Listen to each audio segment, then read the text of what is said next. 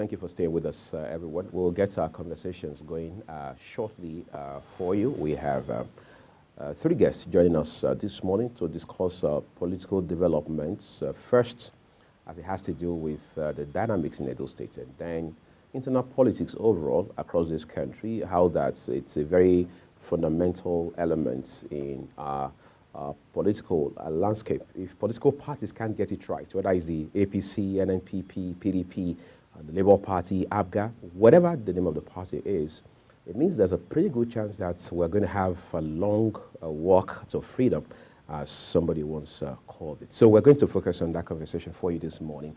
In the meantime, Queen has jumped on the show. Always it's a pleasure to have Queen Agaba on Global Morning. And always a delight to be here on Global Morning. Good morning. Happy holidays. Yeah, I almost forgot. You know, this job has a way of knocking off that consciousness of your mind. So for a minute, maybe again because I'm dressed this way, if I had come here in my African attire, it would be a different kind of fish. I need to do that tomorrow. In your African attire? Yes, I need to do that tomorrow. I'll look forward to see what you look. Is it in your typical states, tribes, Edo kind of outfit? Yeah, I have that, by the way. But the thing is, I'm not sure I can readily place a finger on where it is at the moment. But I think I should do that for a change. The typical Edo outfit should be like the tie, or is it the robo? It depends on what part of Edo. You see, again, that's where most people don't, have misconceptions. Edo is polarized, so to speak, tribally speaking. So, for example, you have the Benin-speaking people, all right? That's essentially the Edo South of the state. By the way, that's where the incumbent governor comes from, all right? So they are the Benin people. So when you say this is a Benin man, you are actually saying this is a Benin-speaking man. Okay. All right, so they speak the Benin language. So when somebody says, I can speak Benin or I understand Benin, that's what they mean. Then you have the Esan people from Edo Central. All right, so that's where former Governor Professor Seremel Sumba is from. That's where the current, the candidate of the APC for the governorship election is from, Sunday Okpebolo, who is a serving senator. So these are the Esan-speaking people, and that's why if you follow the Edo State politics in the last 1 year or so, you would always hear, even up to this point, Esa and gender. They're saying, take the governorship or zone it to Edo Central. So you have the Esan-speaking people. And then you move away from that. Of course, that's where late Professor Ambrose Ali was from, the man after whom the State University is also named, all right? And then you have Edo North. That's where I'm from, all right? So that's where former Governor Adams Oshomola is from, and so on and so forth. The impeached governor of the state is also from Edo North as well, all right? So these are people speaking different languages. So you go to Akoko Edo local government area where I'm from, you have more than a dozen tribes or languages, yes. People speak more than 12 languages around there. So it's difficult for you to say this is what we wear, but for the Benin people, which is very predominant, it is the traditional whites, all right, more like a skirt, all right, then a loose top, then you have beads. The traditional, yes, of course, you have beads to complement and all that. Then you have the traditional embroidery, all right, done on it just to reflect or establish the Benin traditional elements and so on and so forth. But we understand. I guess. Yes, our guest has joined us now. We have a paper review up front for you as well. So we're just going to go to Benin City, the capital of Edo State, from where Chris Ojekere, who is a senior special assistant to Edo State's Governor Godwin Obaseki, is joining us via Zoom this morning. Chris, good to see you again after a long time. Yeah, good morning, Oye. It's been a long time. All right. Can you hear me? Yes, great. This conversation is one that is not new to you, because I remember 4 years ago in 2020, more than a dozen times you and I had spoken in the build-up to the election that brought Governor Godwin Obaseki into office for his second term of 4 years. But the difference now is that 4 years ago, the governor, Godwin Obaseki, and the impeached deputy governor, talking about Philip Shaibu, were quote and unquote in love. Chris, speak to us about what has changed very recently. All right. Some people say politics is a bringing together of strange bedfellows. Sometimes you don't know about that strangeness until after a couple of years together, you begin to understand that your ideologies are not really the same. When you have a common enemy and you have to make political decisions, you lump together everything. But as we now begin to go into the nitty-gritty of governance and policies and programs are beginning to be implemented, we begin to reveal our ideological bent. So whereas that the governor was not pretending, when he came in with a revolutionary bent, I was determined to establish a new Edo driven by knowledge, intellectual capacities, and competencies that will eventually translate into huge investments that will translate to economic prosperity and employment for the youth. And the way to go about that was the way and is the way he's still going about it right now. Others who didn't quite understand that trajectory thought that it was another political, propaganda being sold to the public, and upon which they can latch and pretend that they are revolutionaries or that they are ideologues, and that they will latch on it when the time comes. They will use it now to further their political ambition. But it's not business as usual, as you can see. And so that is why you find that the good friends and the lovers have suddenly turned to be strange bedfellows. Interesting. Just following, of course, apparently in reaction to the impeachment move by Edo State House of Assembly yesterday, under the leadership of Speaker Blessing Agbebaku, Philip Shaibu had released a video on Facebook, a 5-minute video where he highlighted very salient issues. One of them was where he talked about how that his trouble with the governor started when he indicated his interest to run, to stand for election as governor this year. Should the governor have a problem with that? I mean, this is a man who has been with you for what, almost 8 years? Well, we come from a climb where if I disagree with you, I automatically become your enemy. If the governor, for instance, I wasn't there when they had that conversation, he has a right to come out to the public to say whatever he wants to say, either from pains, from sentiments, or to whip up sentiment or propaganda.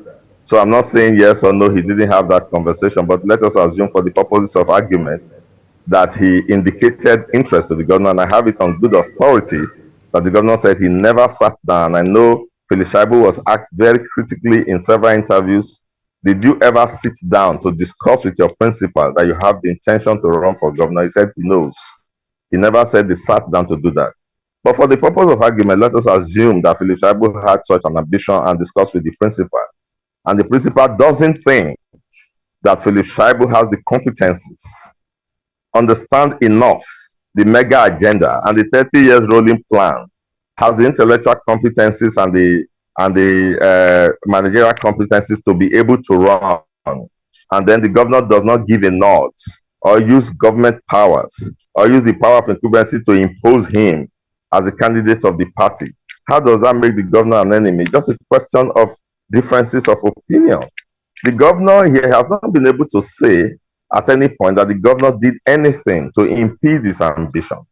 He's angry that the governor did not come out all out to say to the people, Philip is going to succeed me. That is the anger. The anger is that the governor has not misused his power. And now the governor is now being accused and is now being called a tyrant for not using his power to impose Philip Shaibu on the party. So that's the irony of the climb that we live in. The governor allowed the playing field. Whoever came to him to say he would be governor, he says, go and go and convince the people. But Philip doesn't have it on record anywhere, in any video, anywhere, that he ever sat down with his principal to say to the principal, I want to be governor. He only assumed that the governor should expect that he will become the next governor after the governor has left office. Why and how he came to that assumption, it is very difficult for us to understand. Largely persuasive when you say the governor refused to, in your words, abuse power by coming all out to endorse Philip Shaibu, former deputy governor, as his successor. But what do we say about people, even in the PDP now, saying that the governor had used his influence as the state's executive to also, quote unquote, impose Dr. Barrister Asue Ighodalo, because even in the build-up to the primaries in the PDP, there had been the belief, very firm, that Asue Ighodalo was the governor's favorite, because let's say he shares a lot of fundamentals with the governor in terms of thought pattern, priorities, inclinations, convictions, way of life, private sector background. I mean, the list is endless. So how do we strike an equilibrium here? Okay, I don't want to be misunderstood as I answer this question. I don't want to be second guessed either. I'm speaking my opinion. First of all, nobody has it on record in the party, and I should know, that the governor called anybody to express his interests and support for Dr. Asue Ighodalo. The assumption came from those factors that you listed. People thought that if this man has the same background with the governor and he's friends to the governor, then the governor must be supporting this man. Now, in the United States of America, where we say we borrow our democracy, and all over the world, political parties and political leaders in position of either presidency, governor, or whatever, when they are about to leave, continues to give out both body language and hints about who they want to succeed. And definitely, of course, their party, because they were going to run the same ideology. I mean, you cannot expect that a Democrat will be living like Biden and start to give body language to support a Republican. So that's within the realm of politics. But I am saying the governor has not come out, even till now, to tell anybody or try to use his influence in any form to muscle. What we know is that Asue Ighodalo, the governor's friend, they have never denied that.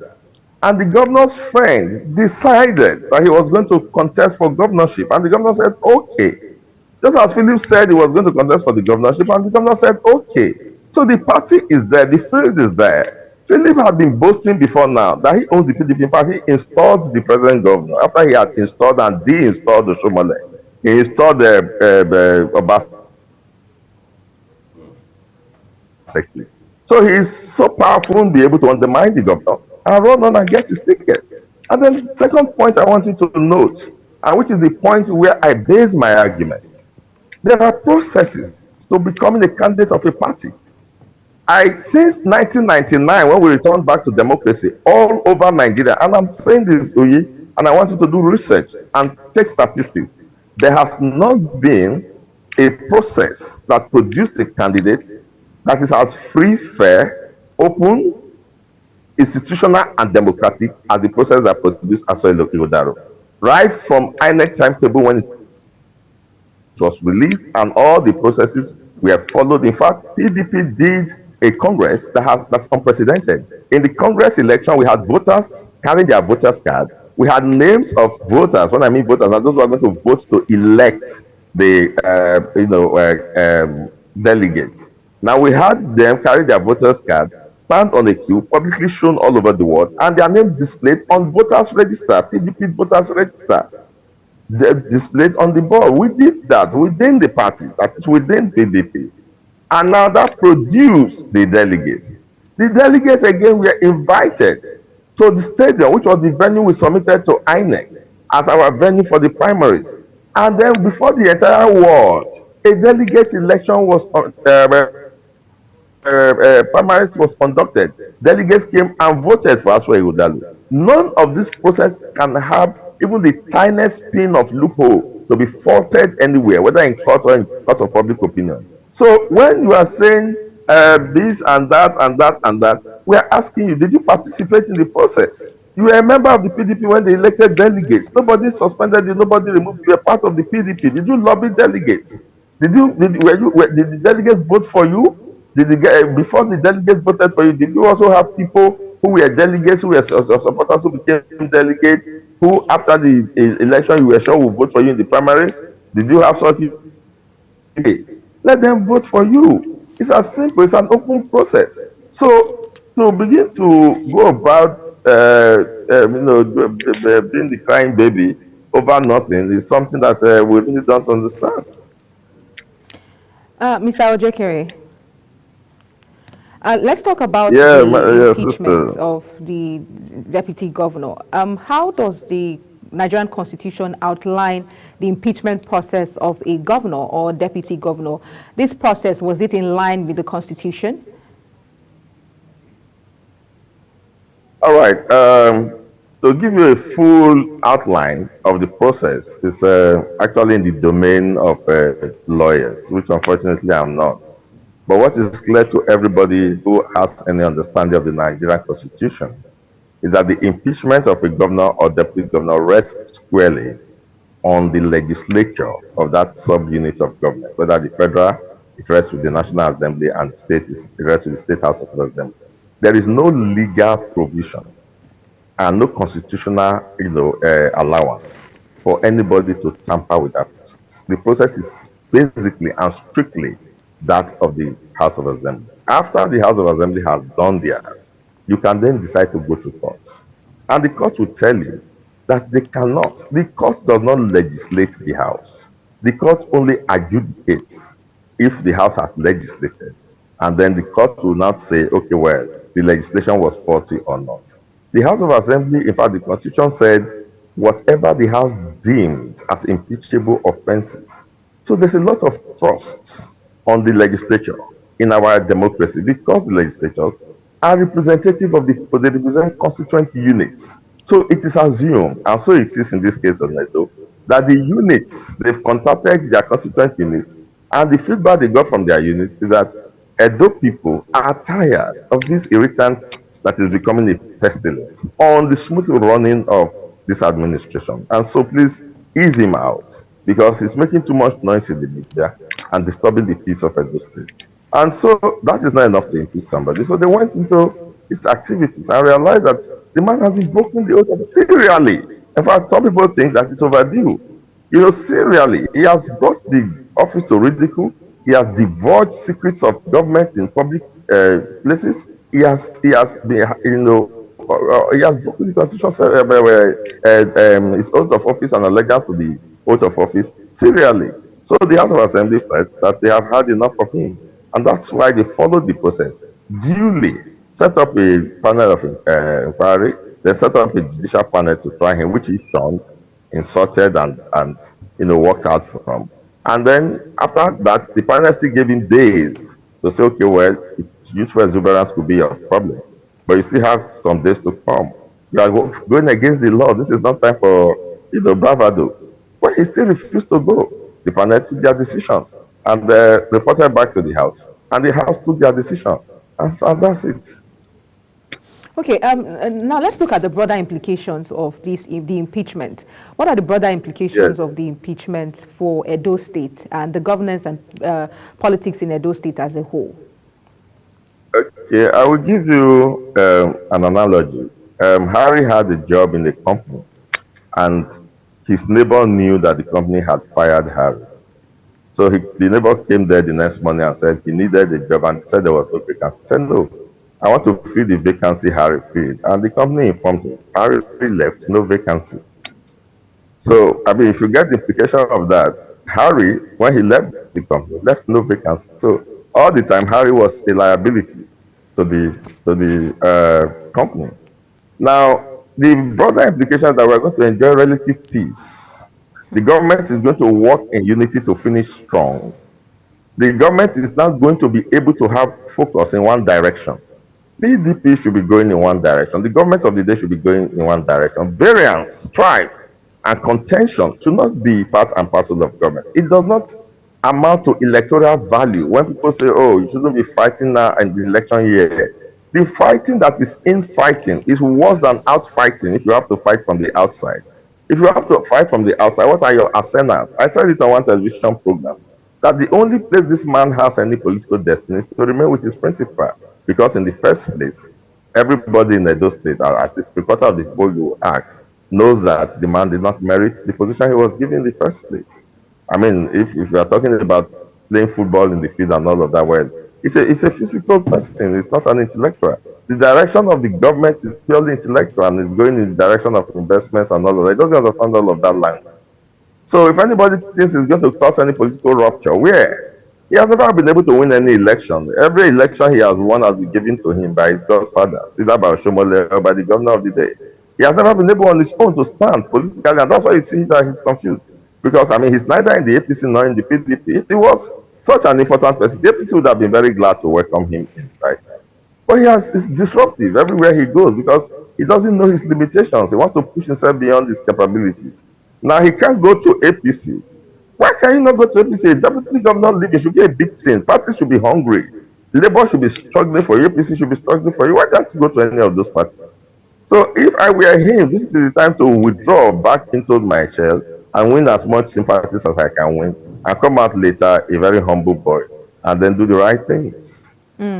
So the broader implication is that we are going to have a united house to go into the elections and trash APC to the doldrums. Knowing the broader implications, let's talk about the experience and expertise of this newly appointed 37-year-old deputy governor. What qualifications and expertise does he bring to this new role that he has assumed?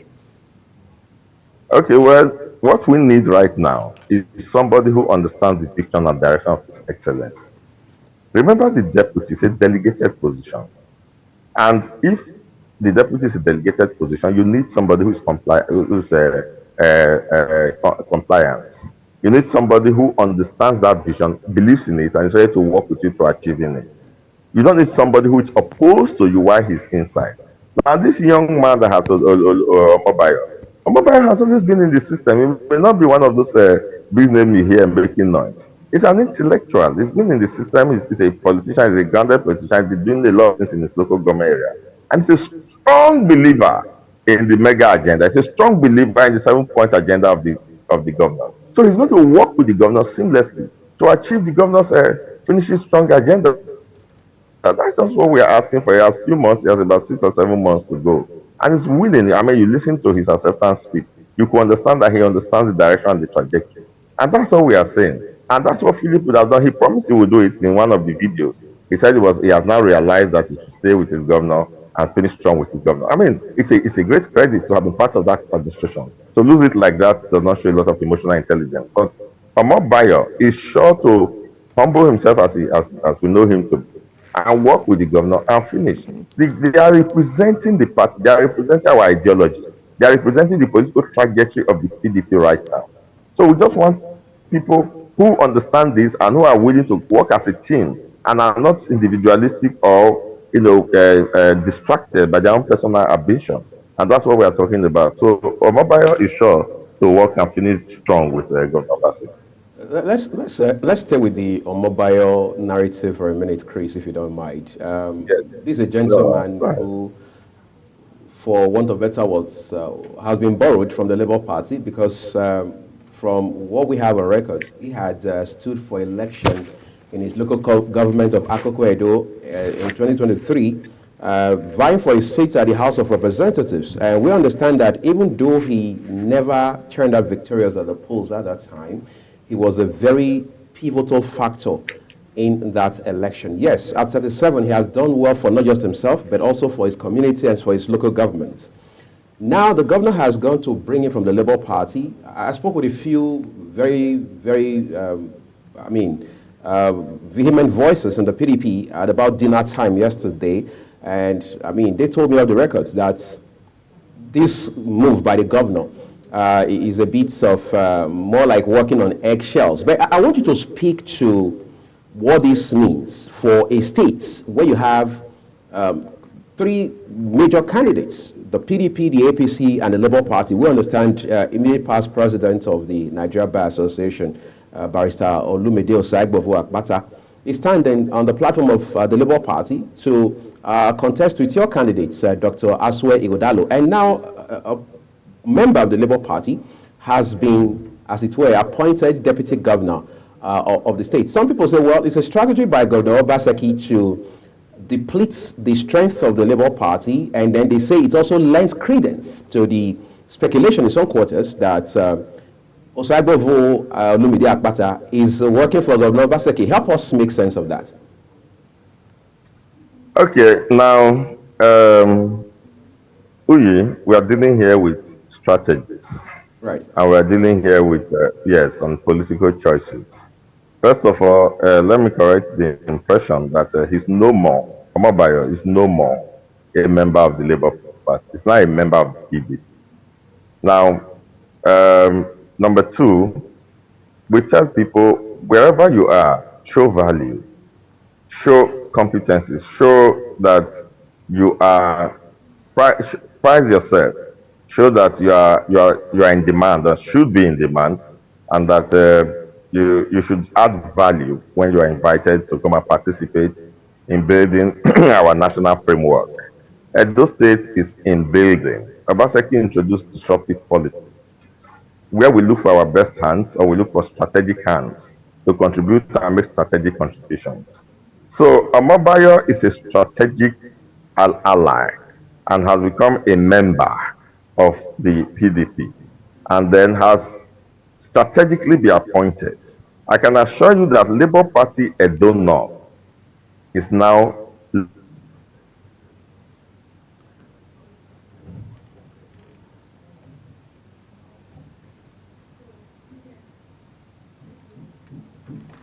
And that's a connection apparently there, creating the freeze in that stream. But then we're just going to make efforts to reconnect with Chris J. Kiri, who has joined us live via Zoom from Edo State capital, that is Benin City. He was speaking to the status of the newly appointed deputy governor or inaugurated deputy governor of Edo State, Omobayo.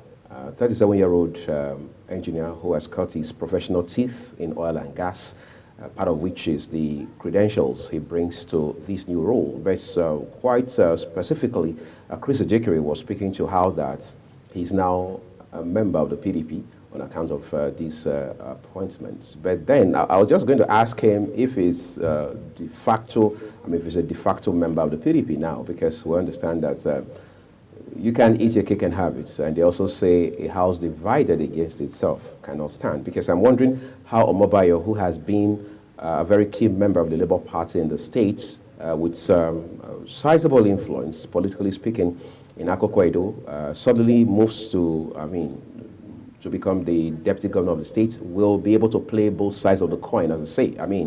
Be a member of the Labour Party and then at the same time, a member of the People's Democratic Party. That's some kind of epic conflict of interest, if you ask me. But we understand there must have been some conversation that obviously would have taken place between the governor and the gentleman, because nothing just happens by chance. And we all know, you don't have to be a member of the PDP or to be a member of the kitchen cabinet of Governor Obaseki to know that he's a strategist and he's a thinker. So he must have apparently thought this through. There must have been several, been a series of sit-downs to be able to come to make this kind of critical decision, because whether you like it or not, there are still people till this morning who are saying, whatever happened to the PDP? Are you saying you didn't find any competent person in the PDP across the entire states? But I was just going to ask Chris about what to say to people who now say this is one of Governor Obaseki's Lagos boys, because since 2016, November 12, when he became governor of the state, there has been this accusation of him always using Lagos people, all right, to drive development in the state. Some persons had even joked one time on one of my shows on radio that if he needed to do a small stool in his parlor, he would have to go bring a carpenter from Lagos, because there are no carpenters in Benin. But that was supposed to be on a lighter note. But the point being made is, this young man now has a lot to prove. Prove in the sense that you are coming from one party, moving into another party, and whether you like it or not, and the final analysis, it serves at the pleasure of the governor, because ultimately he has to deliver on the expectations of the governor, because the Riot Act must have been read to him on or off record. So there's a lot to expect, right? We're taking a quick break, everyone. When we'll return, Queen and I will continue to push the conversation here for you on Global Morning. Do stay with us.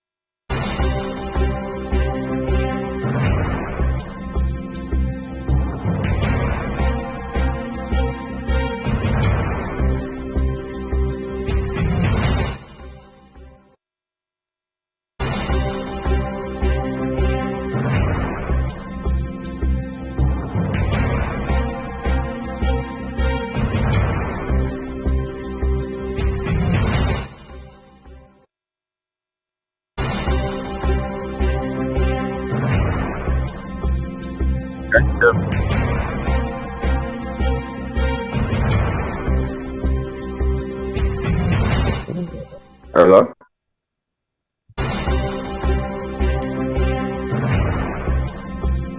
Why am I not hearing?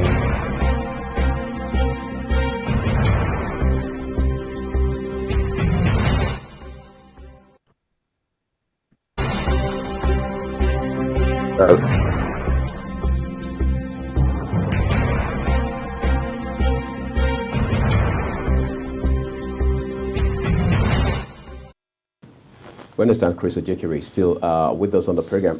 Chris, a truckload of apologies for that glitch with connection there. So, can you hear me now? Very well, go ahead, please.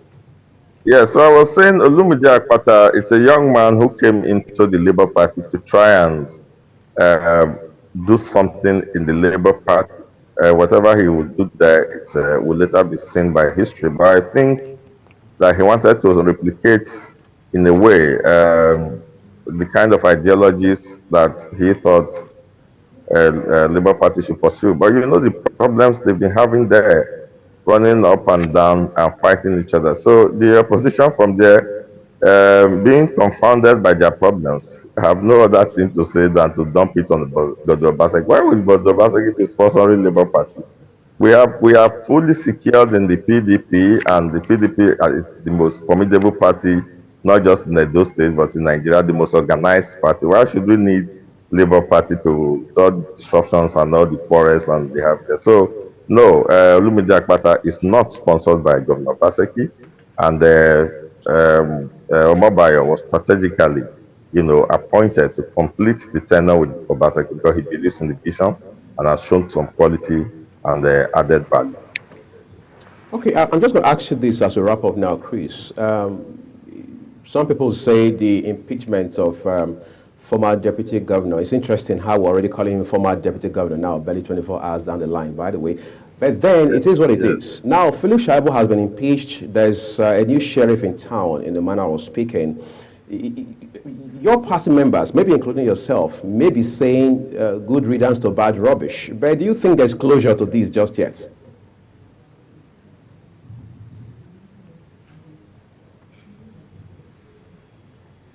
Sorry, could you repeat that? Yes, I was saying that. Could you repeat that? Yes, I'm going to go right from the top. I was saying that at this point, there probably are members of your party, maybe including yourself, saying, well, hello? The impeachment of, can you hear me, Chris? Yeah, I can hear you. Oh, great. So if you can hear me, I'm just going to go through it all over again.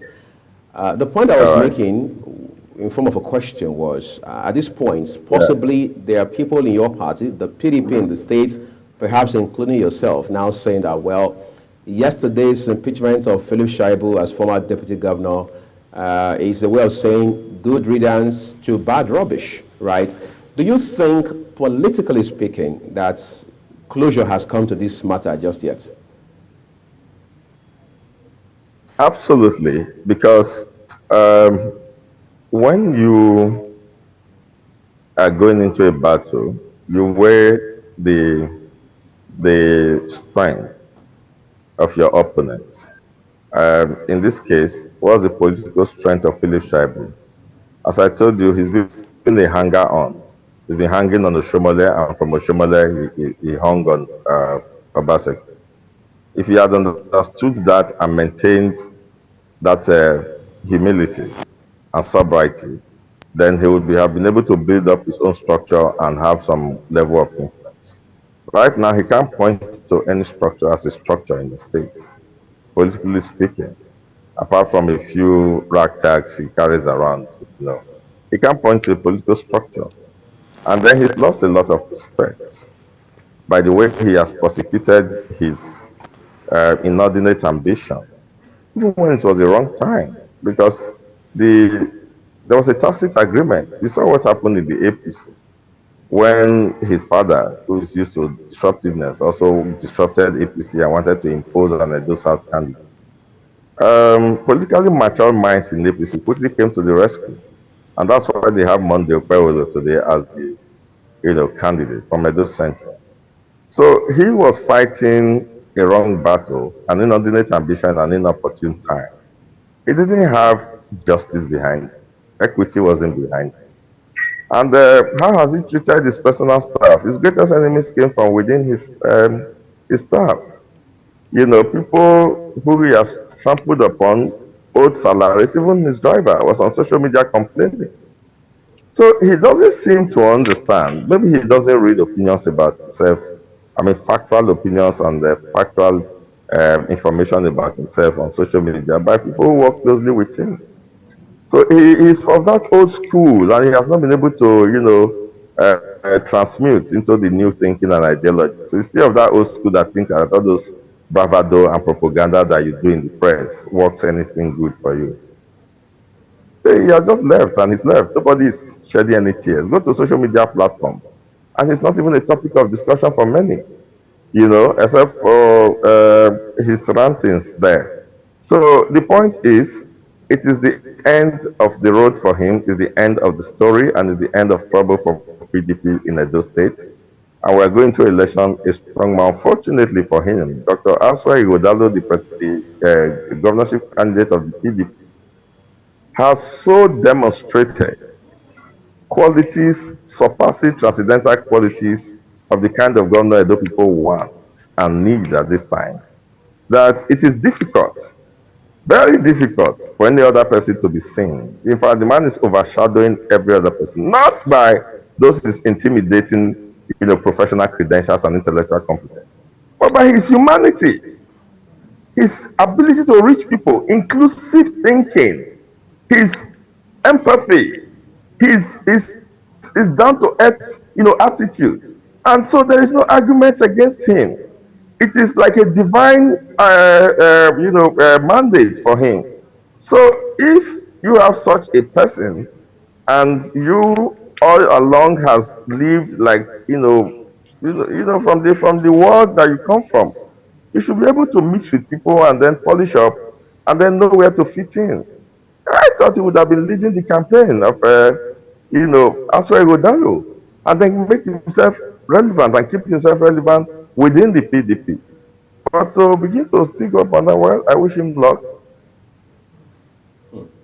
I'd like to say a big thank you to you, Chris Ojekiri, Senior Special Assistant to Governor Gordon Obaseki, for coming on the program today. By the way, election in Edo State is just 5 months and 12 days away. We keep our fingers crossed, and we hope to keep talking about the developments in this regard. Good to see you again, Chris. Thank you so much. I'm sorry, I didn't get the name of your colleague. Oh, great. So this is a good global morning on Global Television. My colleague's name is Queen Agaba. Okay, Agaba. Good morning. Agaba Queen. Thank you. Have a nice day ahead. Yeah, you too. We'll take a quick break, everyone. Our second discussion, still on the same issue, different angle, will come up in a few minutes. Do stay with us, everyone.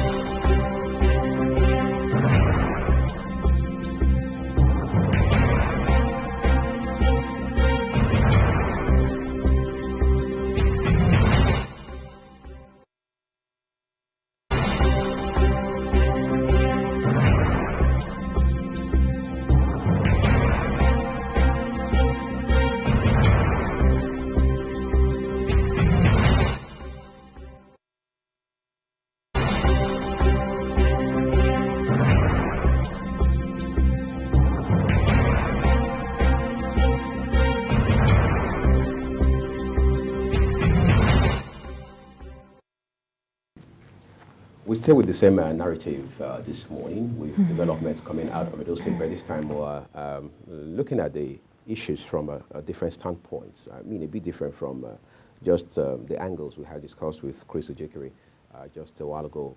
Joining us via Zoom, live from Benin City, Edo State this morning on the show is Frank Eyosu. He's an author and a public affairs analyst. Frank, thank you for coming on the program. Great. So I just finished talking, my colleague and I, Queen, we just got talking with Chris Ojekiri a while ago. I mean, 4 years ago, you and I also talked a bit about election in those states. It's another cycle of the off-grid election upon us at this point in time. But the big point so far is the impeachment of former Deputy Governor Felix Shaibu just yesterday. It's virtually 24 hours down the line. What have been your thoughts about these developments and the ramifications for not just the election that is about 5 months away, but for politics and governance in Edo State?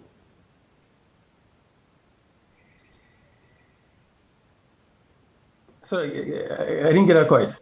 Yes, I was saying that, first, I want to establish that you can hear me. Yes, I can hear you. Just the last sentence that was great. I was saying that, I mean, what do you make of the impeachment of former Deputy Governor Felix Shaibu just about 24 hours ago? What are the ramifications for not just the election that is around the corner, but overall the states and its governance? I don't think there is any peculiarity to it. Fortunately, unfortunately, it went as it did. The process started a few months ago, or you could say weeks, as the case may be. I think in talking about the impact, I think we should come back to where the journey started from. The fact that somebody steers the ship of state at the level of subnationals, and who does that is the governor. By the provisions of our constitution, the 1999 constitution as amended, it's very clear that the mantle of leadership as to the direction of any state is on the governor. He has a deputy that is a running mate, that, as in, they came on the same ticket, no doubt. But there's one captain in the ship.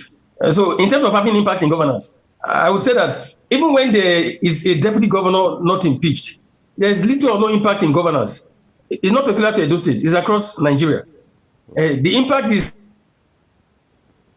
to the extent that the captain of the ship, the governor so-called, assigns duties to be performed by him. So whether he's there or not there, for me, it's of little or no consequence in terms of the governance of the state. And it's not about Felix Shaibu, it's about our governance structure in Nigeria, the presidential system of democracy we say we practice. So I wanted to establish that point. And that if you view it from a different light, it's almost, some people will find that there's no need to have a deputy governor. It appears to be another waste of public funds. Just like you have two houses in the National Assembly that seem more exploitative than responsive to the plights of the people they present. And not so many other areas of as in wastage of public resource. Because as a deputy governor, there's little or no function, but for what is assigned to him by the governor. So the impeachment that happened, I was taken aback by the trajectory from the outset.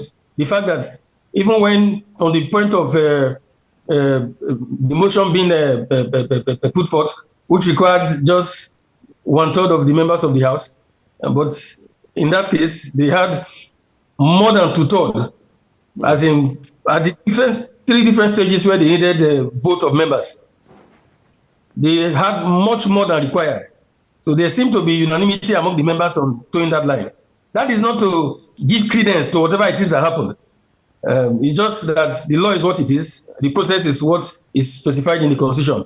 Section 188, as the case is, what has happened has happened. I don't see much difference, like I said earlier, because the office, whether it's there or is not there, the man who steers the ship of state is the man that determines the direction that the state goes. Let's talk about how what has happened with Felix Shaibu. Obviously, it's not a one-off instance, because we seem to have a plethora of these sort of developments across the country. We had also seen this in Enugu. We had seen it even in a place like Ondo State recently, even though that didn't go through. Of course, the former governor, of the state passed away, having been sick for several months, and so on and so forth. You have just talked about how that's, in your opinion, and has also been shared by some political thinkers. We probably do not need the office of the deputy governor, but then we can't blame ourselves much because even in the US, you have, well, you may not have that by nomenclature, but at least you have the lieutenant, or what they call lieutenant governor. But let's talk about how that this has now become a practice where at some point ultimately there's a rift between a governor and a deputy, and the implications that sort of bad blood has on the development of the states. I think in talking about it, I feel that I would like for the horse to be before the cat. In the sense that, first of all, I appreciate your reference to the American system just now. You know, it's unfortunate that it is said that we copy the American presidential system of democracy. Right. But I want to, before I throw light on the question you asked, I just want to expand on that viewpoint. That what happened in Nigeria, unfortunately, is not a case of copying the American presidential system of democracy. I see it as an anomaly that is a reflection of the trajectory that we have maintained from our independence days till date, where as a nation state, we have a bunch of leaders who are more tended towards taking the easy route or escapist way, rather than tackling issues frontally.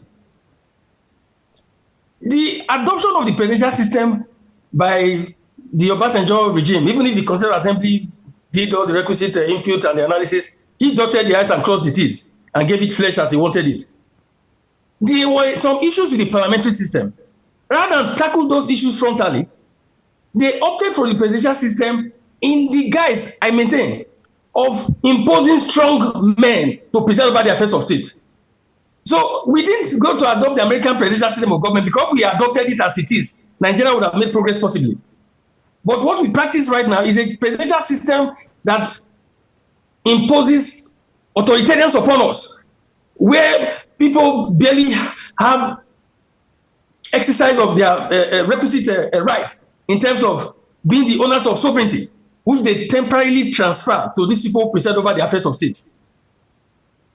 So our system here is, I make bold to say, appears more like a criminal enterprise when compared with the practice of presidential system of democracy in the US. So what we have here is more of copying the glamour there and taking absolute power to a large extent to centralize in an individual, rather than correcting the institutional flaws that were minimal, however apparent they seem, in the parliamentary system adopted by leaders in the First Republic. The Awos, the Zigs, the Ahmadu Bellos, those men were intellectuals of no mean repute. They didn't choose that system because they loved it. They chose the system because it was fit for purpose, based on the peculiar diversity of the subnationals and targeting the factor of ensuring unity at the national level. But like I said, our military leader put up the Constituent Assembly and they adopted a system in the disguise of ensuring that they impose authoritarians. That is why you see that we have leaders that we can barely hold to account. It was carried over in the Second Republic. The 1999 Constitution as amended is equally a flow from the same pool. Now, coming back to what you spoke about,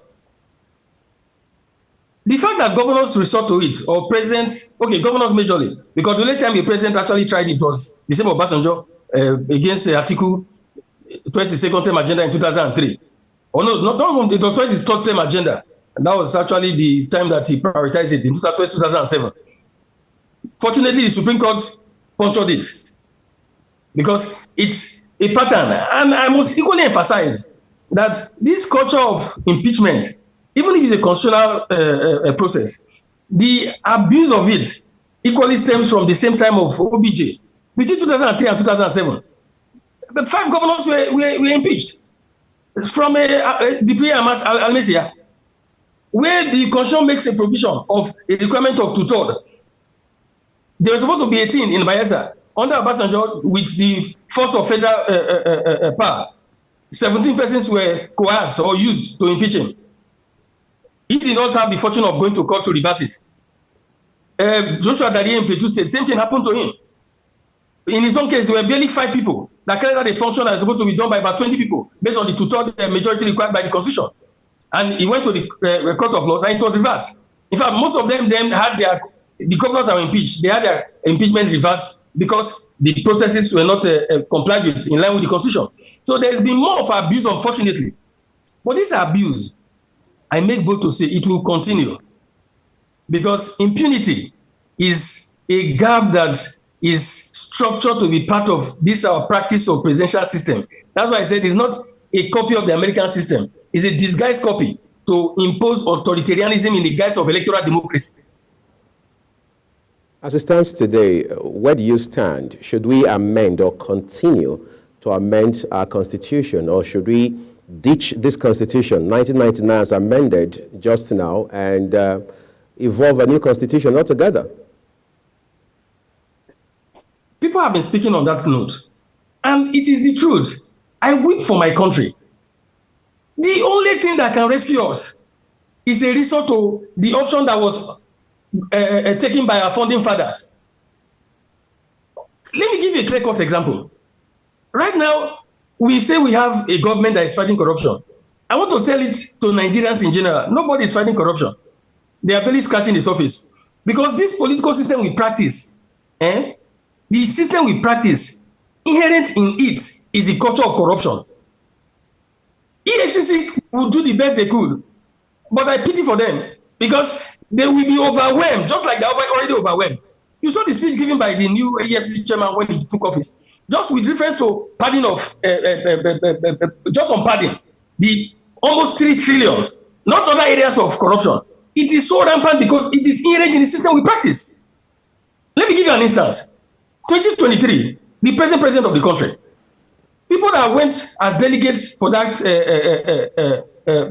Congress where he was elected as the candidate of the party, I asked one of my friends that were delegates. Some of them, when they left to Abuja for the election, for the Congress, they brought money to buy tickets. In one day, some of them were as rich as having between 23 and 30 million. I'm talking about in one day, because the money was shared in dollars. Some, as the case may be, it was $10,000 that was shared. Some other candidates shared as much as $8,000. Some shared as much as $7,000 or $5,000. How do you expect democracy to function when somebody will expend his own personal resources and resources put together by some other people you don't know where they get it from, in billions upon billions, and you now say there will be no corruption? My brother, we are living in a fool's paradise because we seem not to pander towards the path of reality.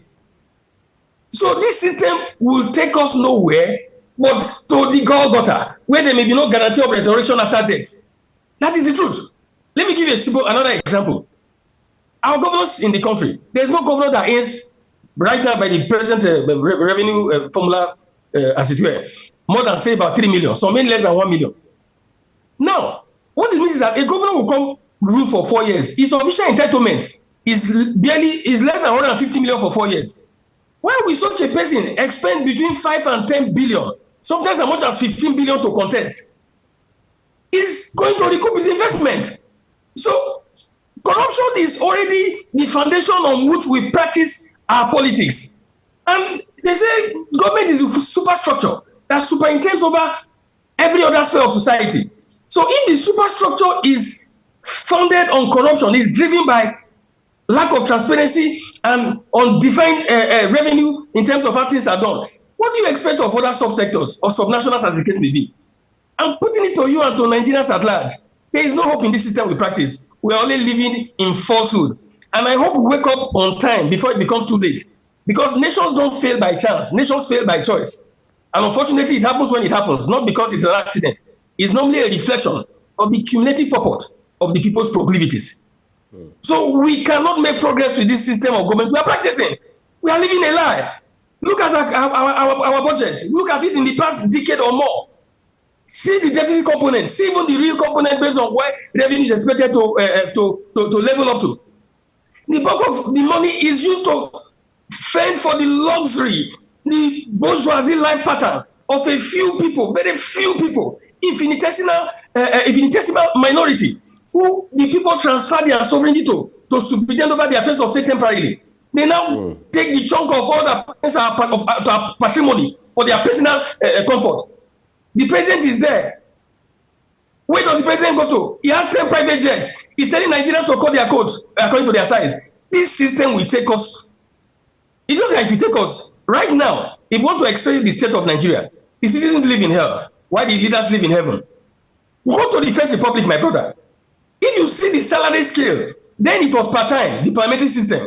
People who were members of the parliament in the First Republic, they used to work to make ends meet. Because in making laws, what they were paid were city allowances based on part-time participation.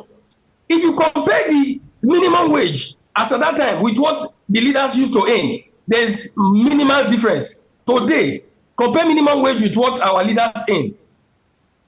Even the president of US will cry in public TV if he knows the detail of it. How can we sustain such a system? It's not possible. Now, imagine the fact that a president wants to contest, like Bola Tinubu presently, and he could just have been campaigning in just his constituency. And when he wants to be president, he will simply, or prime minister as the case may be. Now, the parliamentary system is not cast in stone. We can reform it to ensure that it's fit for purpose. But right now, for a president to contest, you must not tens of billions. Right now, he's at the point where he's going to hundreds of billions. For a governor to contest, the money involved in the process is out of this world. And how do you define corruption? A man is going to an office where all we earn in 4 years is less than 150 million, sometimes less than even 100 million. And yet, he's investing 10 billion for the election. We are not living in reality. He must recoup his investment. So corruption is the lifeline of this political system we practice. And it will take us further down the drain. I hope it doesn't sink us, because right now we are barely afloat. We're just going to wrap up now, Frank Ehioson, but we need to ask you this real quick as we draw the curtains on this conversation. You made a reference in passing to a couple of instances, including in places like Bayelsa and Plateau under former governors Darie and of course Alamisea back in the day. How that their cases were reversed in courts. Philip Shaibu's case happened, give or take, just about 24 hours ago. I know you are not a lawyer for sure, but do you see history repeating itself in this instance? In my opinion, like I said from the outset, that the House got much more number than required in the process from at the 3 stages of voting. There were 2 allegations. They affirmed that the first one was not proven, which was the allegation of perjury. But they said that the allegation of releasing of official secret, that was the reason he was impeached. He will go to court. I hope they dotted their I's and crossed their T's, because if that was not done, what's happened in so many other cases could happen again. Unfortunately, the Nigerian justice system is such that justice is not only delayed, but in the delay it is denied. Like the case of the former governor of Imo State. After his impeachment, it was 8 years after that he got judgment from the Court of Laws that it was illegal. But the tenure was long over. So that is the challenge with the system. Secondly, we don't have the report of the panel. Because if the panel report indicted him, from what I read in the papers and my interface with most of the folks I've interacted with, there is no certainty as to the detail of the report of the panel. So I hope the panel indicted him. If the panel really indicted him on that ground, and they went through with it in their vote, then the impeachment, I think, will stand the test of time. All right, great. I think that's a fine place to leave it. I would like to say a big thank you to you, Frank Ehioson, for coming on Global Morning today. Here's wishing you the best of today. Oh, same here. Very pleasure. All right, everyone, we're taking a quick break at this point. When we return, we'll take a look at big headlines from across national dailies for you. Do stay with us.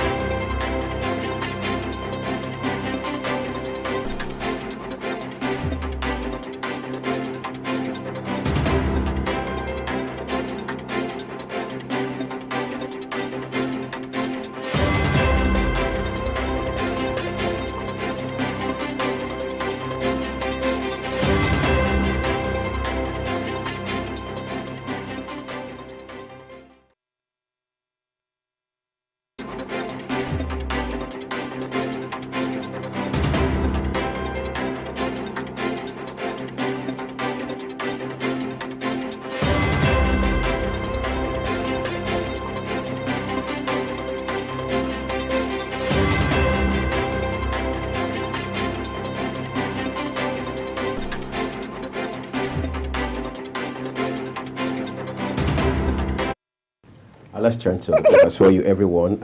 Turns out we're beginning with the Daily Sun for you this morning on the program. Of course, as expected, the development from Edo State yesterday, particularly the inauguration of a new deputy governor, is one of the pivotal stories across newspapers today. So the Daily Sun is not left out. All right, Mobayo replaces Shaibu as Edo deputy governor, has a rider with it. Impeached deputy governor says action dangerous, descent into dictatorship, vows to fight it. You can read up all of those details for yourself on page 6 of today's Daily Sun newspaper. All right, FG beams searchlights on ministers' orders is a big story on the front page of Daily Sun. The writer here reads, launches live tracker app for Nigerians to report ministers, government officials, lists 8 priority areas. So take a look at the left side of the paper, front page still. PDP, Reps Coalition demands Damagum's resignation, accuses him of plotting to hand over party to APC. Banner's executive, Gambraya, arraigned on 5 counts, remanded in prison. Court remands Emefiele in EFCC custody for alleged abuse of office, $4.5 billion, 2.8 billion naira fraud. Trial begins April 11. That's just as we resume from the holiday, so that will be on Thursday, apparently. But then that's not all of the headlines we have coming from the Daily Sun today. Another one here says CBN approves daily sales of $10,000 to 1,588 BDC operators. And the rider reads, bars bank customers from using Forex as collateral for Naira loans. Salah, new moon not sighted. Fasting continues today. NSCIA. Okay, that's basically what it is. But then there's another headline here that says El-Rufai named in 2023 UK House of Commons Library Security Research Report. So find details for yourself on page 26 of today's Daily Sun newspaper. Queen has the next paper for us. Our next paper will be the Daily Trust newspaper. And just underneath the nameplate of the Daily Trust newspaper, we have ahead NEC meeting, PDP reps demand Damagun's resignation. We also have CBN approves FX sales to BDCs at 1,101 naira. Salah, low turnout at market. And the big story here is Shaibu becomes 17th impeached deputy governor since 1999. The writer says lawyers divided over constitutional leeway for lawmakers. Obaseki swears in 38-year-old engineer as deputy. And then we have a graph, sort of a chart over deputy governors impeached in Nigeria since 2019. Graphics there and the map as well. We also have Better Edu. EFCC recovers 30 billion naira, investigates 50 accounts. NNPC faces $3 billion backlog on petrol payments. Sultan declares Wednesday Eid al-Fitr. Zenith posts 677 billion naira profit for 2023. That's all about the Daily Trust. Our next paper. The Financial Times for you. Let's take it beyond our shows for a second. The big story here says White House cheap. That's on the Financial Times. White House cheap, hopes boosted by TSMC deal for advanced production.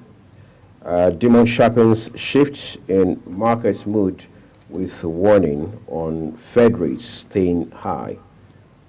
Essentially, those are the stories from the Financial Times this morning. Our next paper will be... Okay, let's just take a look at the Leadership newspaper. On the Leadership newspaper, we have, above the nameplate, we have Sultan declares tomorrow Eid al-Fitr, Ramadan continues. Shaibu heads to court over impeachment by Edo Assembly. Do I say that I see this coming? Of course. Then we also have CBN crashes BDC's exchange rate to 1,101 naira per dollar, offers $15.88 million. Gunmen. Okay, before the big story, we have presidency accuses Atiku of spreading misinformation on Coastal Highway. The big story here says gunmen kill 154 military police officers in 1 year.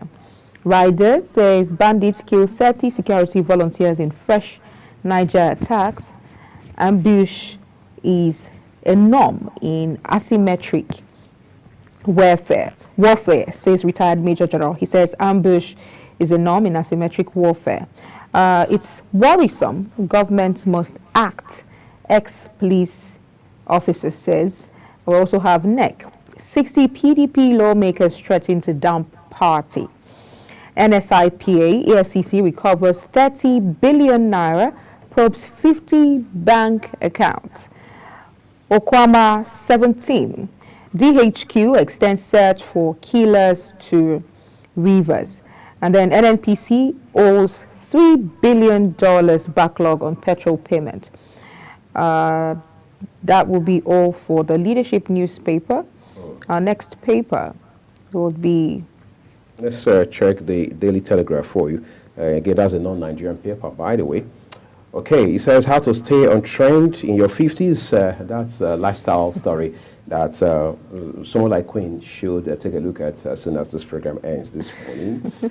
Yes, I mean, the earlier the better, right? Right. But then the big story here says children must not be rushed to transition. Yes, let them have their time. Let them be children when they should be children. Otherwise, they get to 50 and they begin to behave like they were 11. That's a problem. Especially in this time and days where we see children, who should be children, maybe at 12, they're now fixing weave-ons. Right. I know that the parents want these children to look beautiful, maybe for their cultural day events, but they're children. We should... Children should not have Let them do children things. Let them do children things. Let them enjoy their time as children and not transition so easily and not rush them into being adults. Adulthood. Why do we need a full glam makeup when children are having cultural day? Why do we have to put makeup on them, make a child look like an adult? That's why they're children. They shouldn't be glammed up. And there's certain dresses that I think children should not but these days, we see children fix lashes.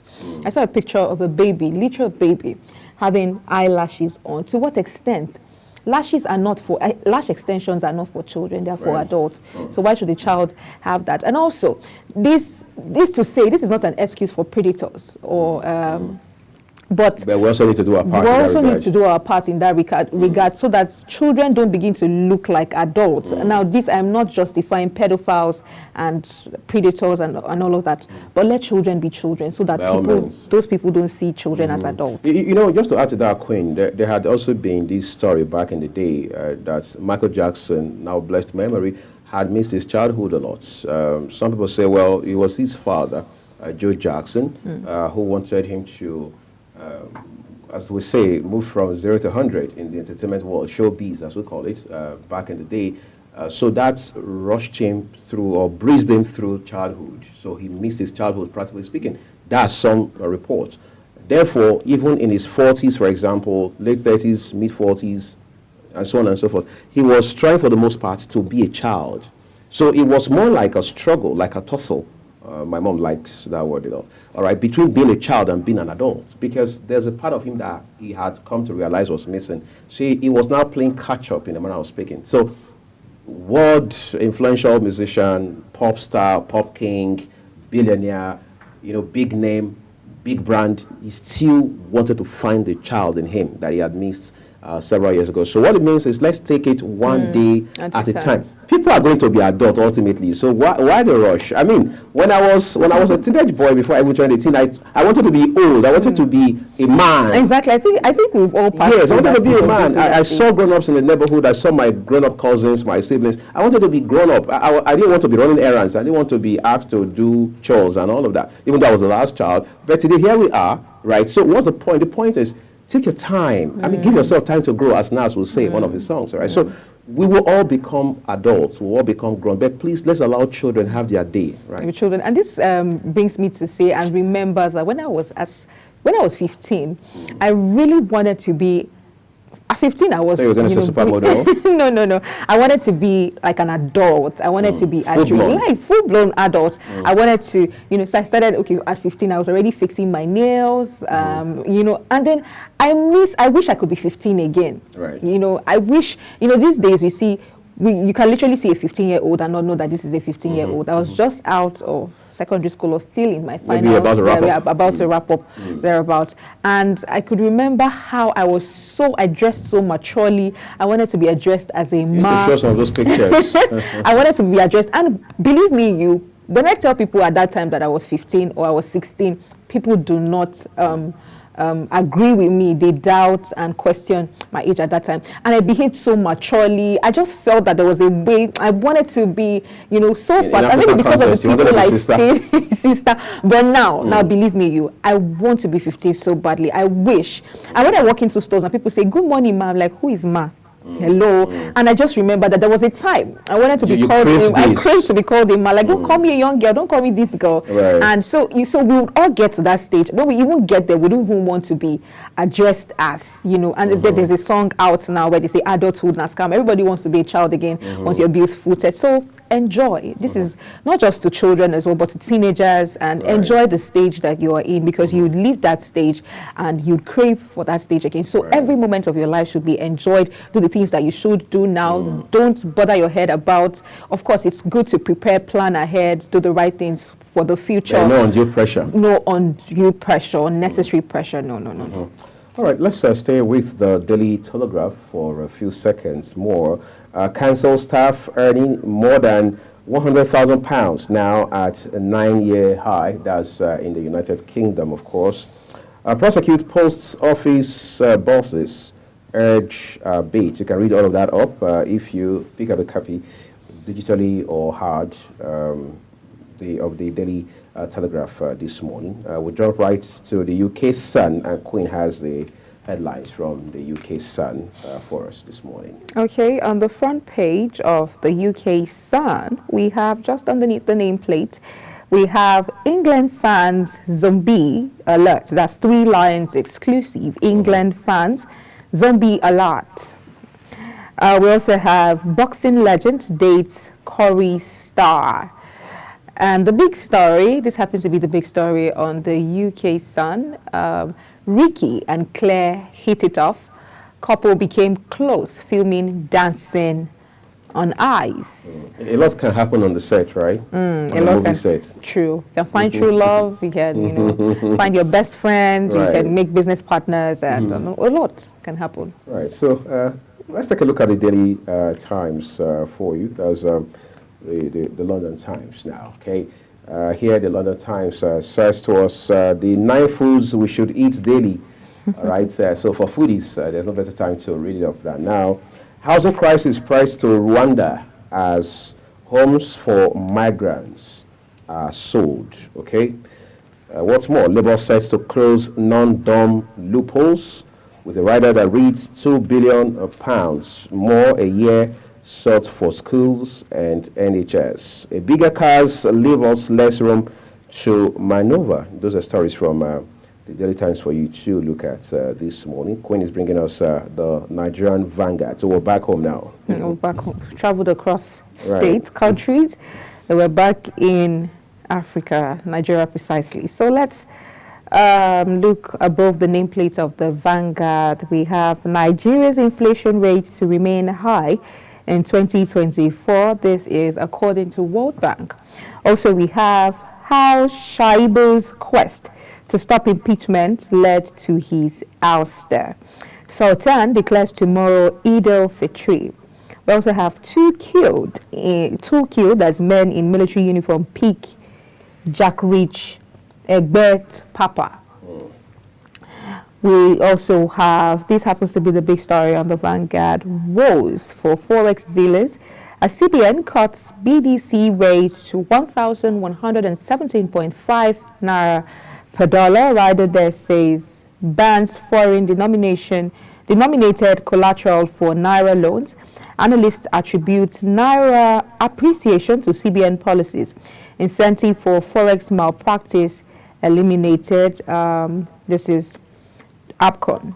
Then we have Okwama, March 14 killers, war military fatigues. According to eyewitness, bandits kill 30 vigilantes in Niger as residents flee affected communities. Oil for cash loan in Nigeria to get $1 billion from a Afrexim bank. Edo Fitri, Akpabio, governors, others congratulate Muslims, preach peace and love. And in sports on the Vanguard, we have Paris 2024 Super Falcons battle Bayana for Olympic tickets. That's all that we have on the Vanguard newspaper. I guess we're traveling across to the UK again. This time is Daily Express, the UK Daily Express. All right, it says Jill, those to blame for Post's office scandal, says Minister. Deserved. Tory Chief Defense triple lock. Campaigners call for increase in funding for more radiotherapy treatment centers. NHS must end long, cruel journeys for cancer care. What else? Marisa goes back to black for Amy. You see, this is talking about health now in the UK, and that is the National Health Service says NHS must end long, cruel journeys for cancer care. Every time I read foreign journals, papers, whether it's US or UK, Australia, Germany, whatever it is, the kind of conversations they have about critical issues, tax and taxation, health, education, are just radically different from the way we talk about these things. Most times here, even when we say we're talking at policy level, it is still wishy-washy, it is still superficial, because most times the person talking about it, the governor, the president, the minister, the commissioner, he's doing so more absent-mindedly than they're actually having their minds, invested in it, right? Their energies invested in it. It's more like, let the records show that we did make an effort. Let it not be said that we never made mention of it. So you really don't find that altruistic, genuine, long-term, resilient commitment to the process. For example, we have heard about certain actions, policy actions specifically, with regards to health, all right, say at the federal level in the last 20 years. The question you're asking yourself is what has happened in that direction. Look at states, for example. Every new commissioner for health in any states in this country, even in Abuja, for example, the FCT, has something to say about health, has a roadmap, has a master plan, has a blueprint, has a working plan. There are all the names for all of these plans. But the question is, by the time they leave office, what is the difference between when they took over and when they eventually leave, even if they were there for 10 years, for example? So it means we have a lot of work to do in terms of how we commit to conversations around issues of development in our country. Yes, but we have our next paper here, which is the Daily Star for you. The Daily Star, the front page of the Daily Star, we have Oxford Uni eggheads predict camel could replace Moors because they fat a lot less. Okay, and then we have €1 billion national. Also, we have Buffs gives cows the right hump. Just above the, just beside the nameplates, we have Trumpy and no Mandela, family mock orange Bombay. You find that on page 10. We also have Everton docked again. That's all we have for the Daily Star newspaper. This brings us to the close of the paper review. Yeah, right. That's the last paper we have for you, everyone. This morning on the program, we're taking a quick break. The rest of the show returns shortly. To stay with us.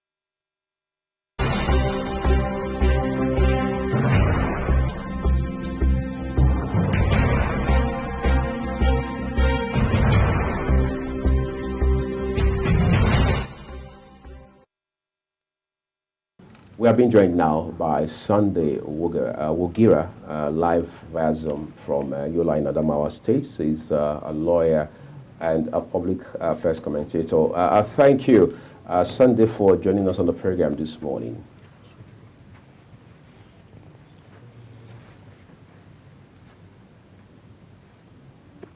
All right, so I like us to begin this discussion centering on internal politics by asking basically, is it possible that Nigeria is where it is today politically and democratically because our political parties just haven't put their acts together?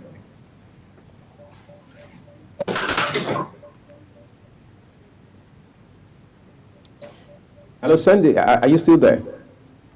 Yes, I am here. Good morning. Yes, good to have you on the program. So I was asking, I mean, you and I know where we are today, politically, democratically, in terms of governance, in terms of leadership and development as a country.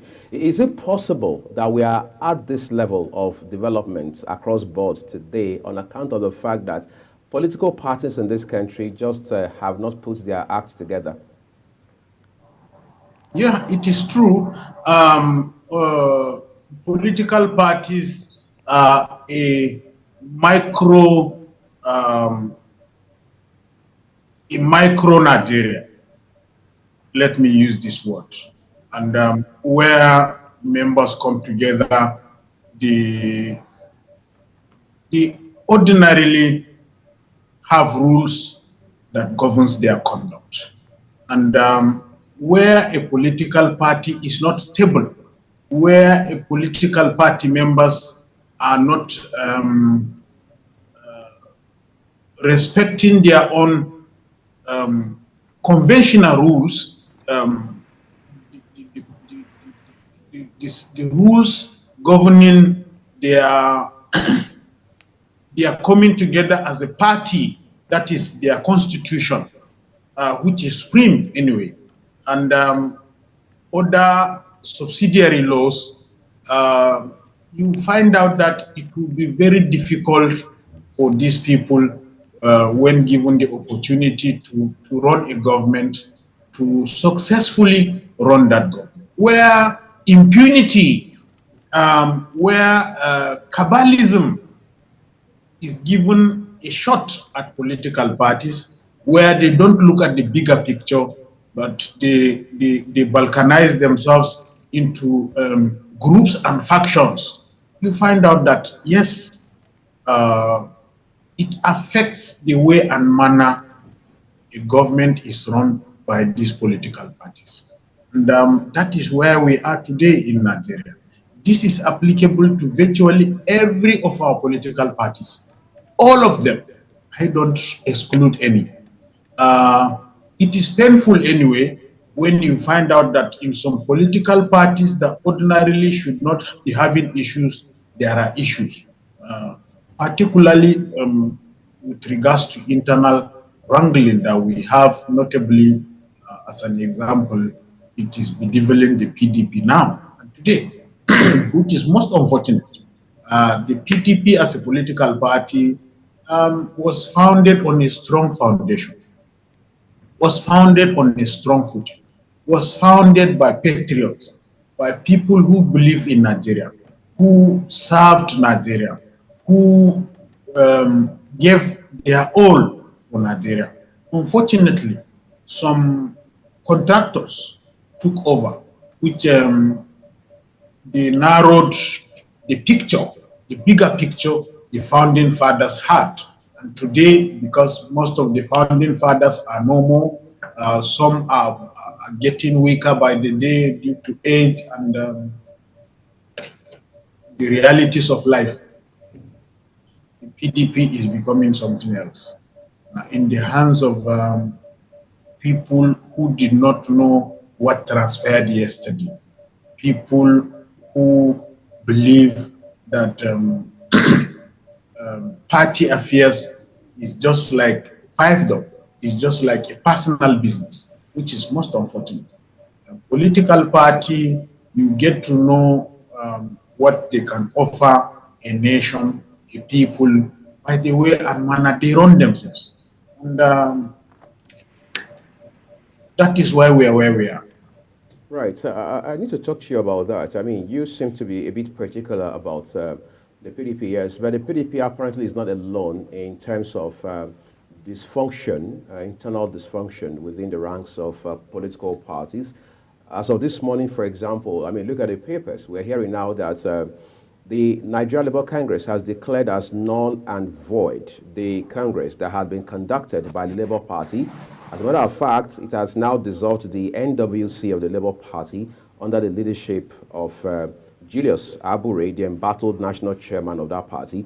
To add to that, the NLC is now even saying that it is going ahead to conduct what it calls forensic audits on all the records, including financial accounts. Party. You go to the APC, at the state level, you find different forms of division. At the national level, you have dissenting voices, and so on and so forth. And you have all of these people also now coming to stand for election, whether during off-cycle elections or during the general election cycle.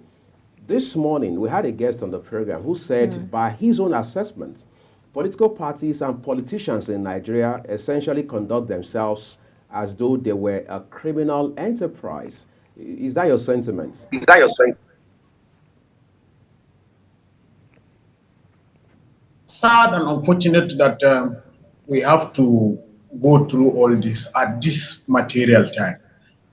If you look at the issue of Labour Party, the Labour Party, I wouldn't want to say some things now, particularly in the open, but I'm telling you that the Labour Party is a party of contractors. They are not really serious. Look at how the NLC is being run, and they want to have a say in a political party. They are just trading post agents. I'm sorry to use this word, but let them go and put their heads together.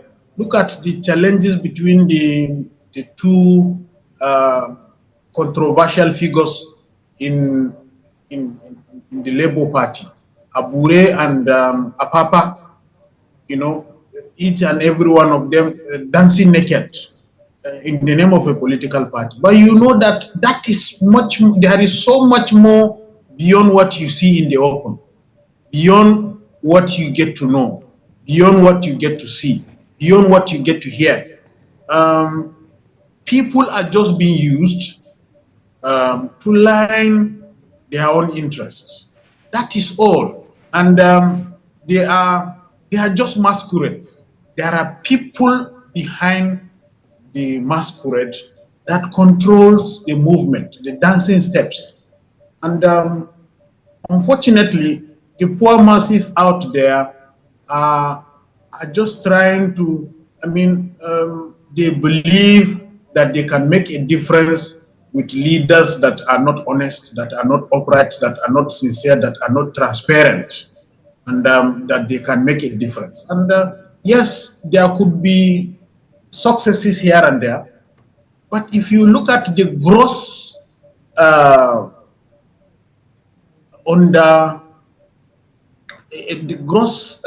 loss occasioned by people who are just there to create issues for people and to maybe destroy votes of other people, you know that it is a long walk to freedom as far as democracy in Nigeria is concerned through election and through political parties. Some of these political parties actually, they are just there, I'm telling you, not because they want to win election, but because political permutations dictates that when you field a candidate in these political parties, they subtract the votes of other candidates that you don't want to win election. And people don't even know. There are people that are not worth supporting, not because they are not good, but because they are in the wrong place. You know, you can't just go and associate with people who believe in a kind of a bole kaja politics, and you think that as a gentleman, you get to your destination in one piece, without rumpled clothes and regrets. So, as far as I am concerned, some of these political parties, people should even be worried of becoming members of the political party. Because if people refuse to join because they have learned lessons in the past, I am telling you, people will now sit up. And they are going to, some candidates must also be very careful. They will just go and join a political party in a twilight and expect that that political party will give them victory. It will not. It will not. It would rather cripple them and give them a lot of issues. So, even though some of the candidates are even contractors, because they are not doing that to win election, they are doing that to line their pockets as well. So, Nigerians must sit down, take an assessment of these political parties and the political actors, and tell themselves that no, for whatever reason, we are not going to associate with so and so political parties, and for whatever reason, we are going to remain here and fight it. For whatever reason, we are going to stay here and insist that the right thing is done, even if it means going to court 101 times to ensure that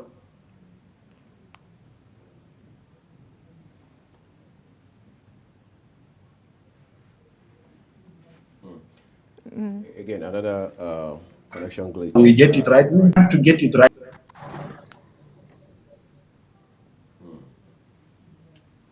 Hopefully, we're able to reestablish connection real soon, so we can continue this discussion with Barrister Sunday. We'll get as quickly as possible. Let's take a quick break, everyone. The conversation returns shortly.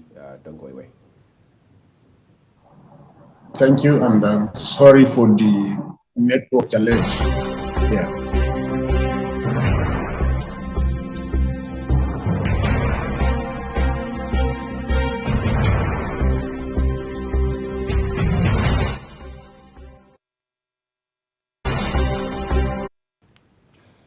We believe we have our guest back now. Queen, you were going to ask a question a while ago. Yes. Yes, I was going to ask, the question would be to Mr. Wuriga now. Let me take us to the Edo State politics in Edo State, following the impeachment of the now, I think we can refer to him as former Deputy Governor Shaibu, right, and the impeachment of a young 38-year-old engineer.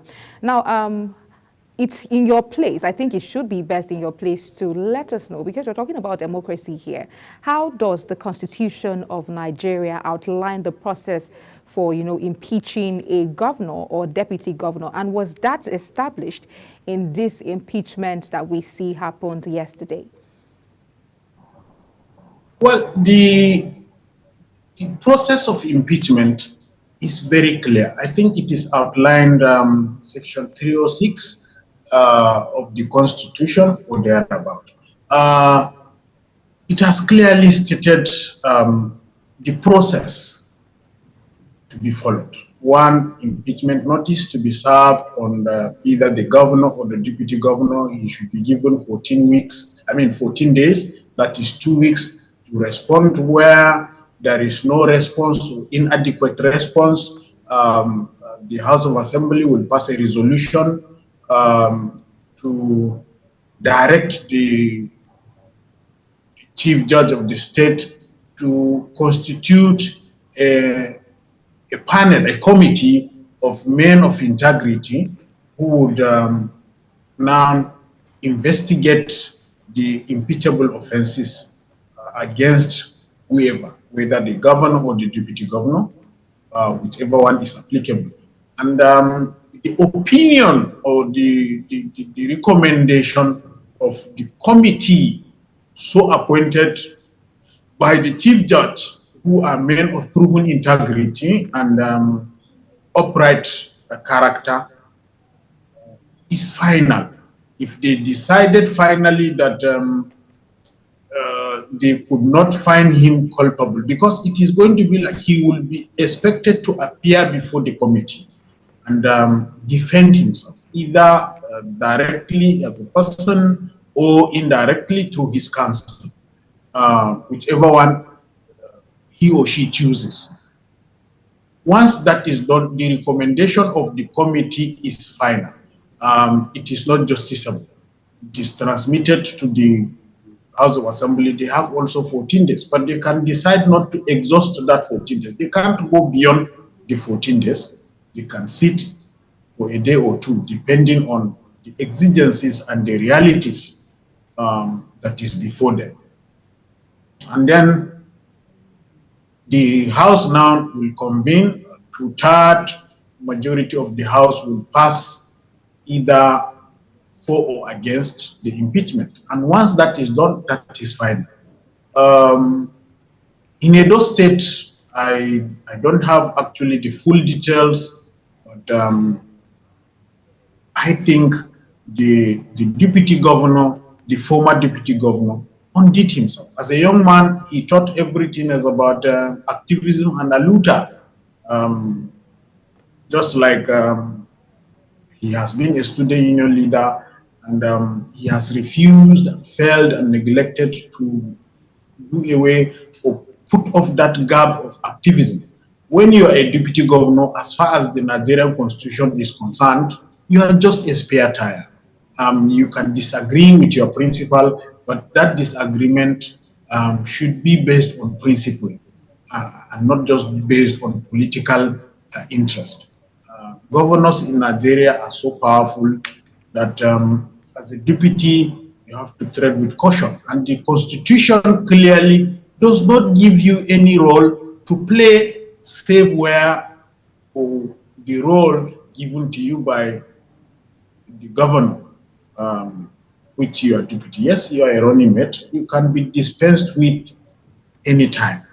We know the nature of Nigeria. But as far as I am concerned, I think the former deputy governor, Philip Shaibu, should go home and study and have a re-evaluation of himself. It is sad that as a young man, this had to happen with him, but I hope that he has learned the hard way. As a young person, he has not been of help to the teeming youthful population of Nigeria. By the way and manner he carried himself. You can't run a parallel government just because you believe that you have a point to prove. As a deputy, you need to learn to be humble. You need to learn to talk to your principal one-on-one. You need to learn to make your points clear before him. Before now, he had unfettered access and grace. So he misused that opportunity, and at the end of the day, he lost out. Democracy has gained because we have seen that the impeachment was peaceful. There was no threat to law and order. Rightly or wrongly, if he feels that he was unlawfully impeached, he should go to court. The court is there, and I believe he will get justice. The deputy governor, former deputy governor of Zamfara State in the last dispensation that was unlawfully impeached, went to court and he got judgment. And even though he could not be reinstated, at least lawfully he was never impeached. So that is the issue.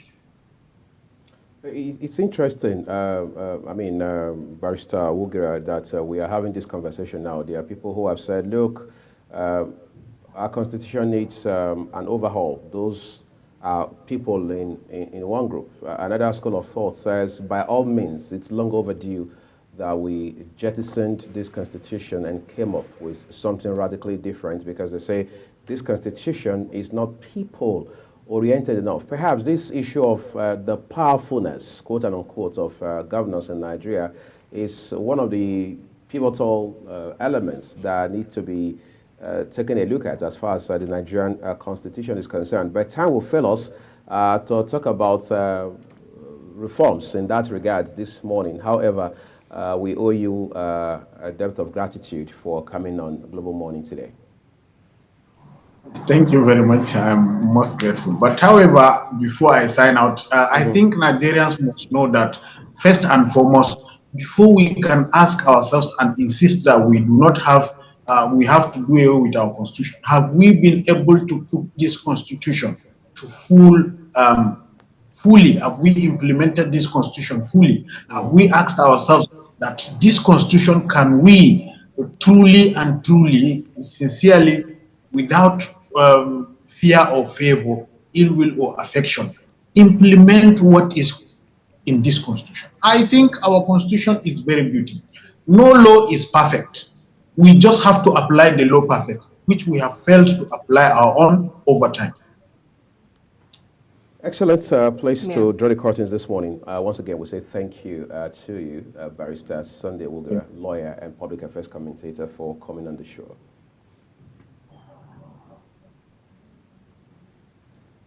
And that's where we are leaving it with our discussion, everyone. It's been a wonderful morning, and no doubt about that. The conversation essentially focusing on the developments coming out from Edo State today. Whether you like it or not, things are not the same today as they were yesterday on account of just one event, the impeachment of former Deputy Governor Philip Shaibu. But again, it's a way of saying whatever Philip Shaibu does with his political career going forward, what must matter is what he did while he was in service, so to speak. Whether it was when he was deputy governor for virtually 8 years, or when he had a stint at the House of Representatives before he was called home to become deputy governor, or when he was at the House of Assembly in the States for 2 terms, all right? Because the time we spend in service, it's ultimately what matters, not the position and the designation of office as we know it. So we would like to say a big thank you to everyone who has invested a part of that morning with us on the show today. We did not take it for granted. We also want to state very clearly that the opinions of all of our guests on all our programs, including Global Morning, I mean, their views are their opinions. We do not share in it. Queen Agaba and I are signing off on behalf of the entire production team here at Global Television in Abuja. We'll see you again. Stay with us. Have a beautiful day ahead.